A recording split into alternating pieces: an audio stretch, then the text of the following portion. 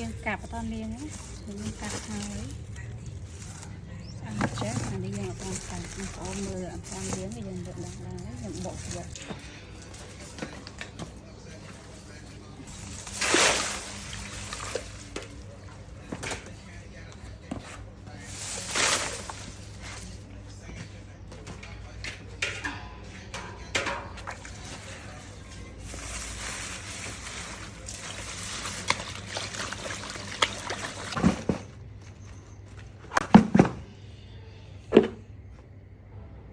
ច្រើនណា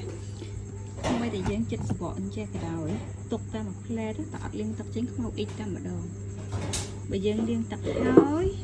ឃើញអញ្ចេះ smooth ឡើងស្ងួតពេលយើងលាងទឹកហើយបែកផ្លេកនេះ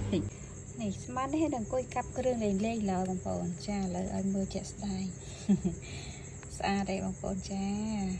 នេះវារំដេងមើលមកផ្លឹងហ្មងណាអត់លេងសើចទេហើយលំហៀតនេះទៅលាងហើយ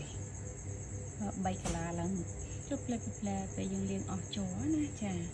ហើយលក្ខោយើងលាងហើយយើងស្ដៅវាយ៉ាងសុះទឹកអស់បានយើងយកមកធ្វើគ្រឿងហើយគ្រឿងនេះ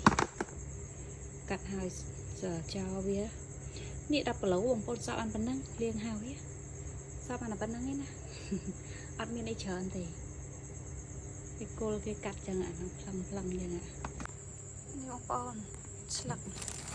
យើងបូតយកអញ្ចេះនេះគ្រាន់តែនំចោលហើយជាមួយនឹងស្លឹកដែលយើងអត់យកទីទៅបងប្អូនបែបបារម្ភនេះដូចស្លឹកចេះខ្ញុំមិនដែរយកមកដាក់ទេនិយាយមែននេះ